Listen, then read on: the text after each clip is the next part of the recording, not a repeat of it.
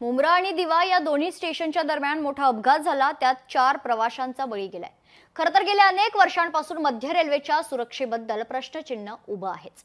मात्र याला अपवाद पश्चिम रेल्वे ही नाही। प्रचंड गर्दी आणि खचाखच भरलेल्या लोकल, एवढे प्रवासी जीव मुठीत घेऊन प्रवास करतायत। पाहुयात पश्चिम रेल्वेच्या प्रवासाबाबत लोकशाही मराठीने केलेला हा ग्राउंड रिपोर्ट।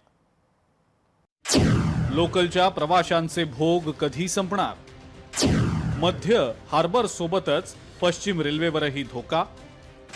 मुंबईकरांना सुखाचा प्रवास मिळणार नाहीच।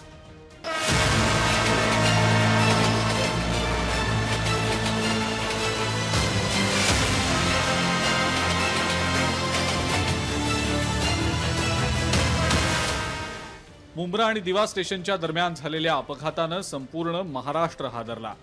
2 लोकल एकमेकांना क्रॉस करताना हा अपघात झाला।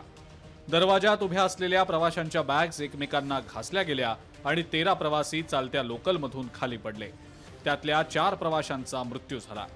त्यामुळे लोकल प्रवासाचा आणि त्यातल्या सुरक्षेचा मुद्दा पुन्हा एकदा ऐरणीवर आलाय। हे तर झालं मध्य रेल्वेचं, पण पश्चिम रेल्वेची अवस्थाही काही वेगळी नाही। प्रवाशांना लोकलमध्ये चढायला आणि उतरायला सुद्धा मिळत नाही, एवढी गर्दी लोकलमध्ये असते। मात्र आहे त्याच तिकीट दरात एसी लोकल आल्यास सुरक्षेचा प्रश्न मिटेल अशी प्रवाशांना आशा वाटतीये। सुरक्षा के हिसाब से तो बहुत जरूरी होना चाहिए, ट्रेन का दरवाजा बंद होना चाहिए, क्योंकि आप लोगों ने अभी 2-3 दिन पहले मुंब्रा में देखा कितने बड़ी दुर्घटना हो गई है। अगर ये बंद रहेगा तो काफी सुविधाजनक होगा पब्लिक के लिए और सुरक्षा के लिए भी। रेल्वे ने जर एसी ट्रेन सगळे एसी ट्रेन केले मग ॲटलीस्ट ॲक्सिडेंट तर अवॉइड होऊ शकेल। प्रचंड गर्दीतून प्रवास करावा लागू नये म्हणून अनेक प्रवासी दिव्यांगांच्या डब्यात शिरतात। त्यामुळे दिव्यांगांना सुद्धा मोठ्या त्रासाला सामोरं जावं लागतंय।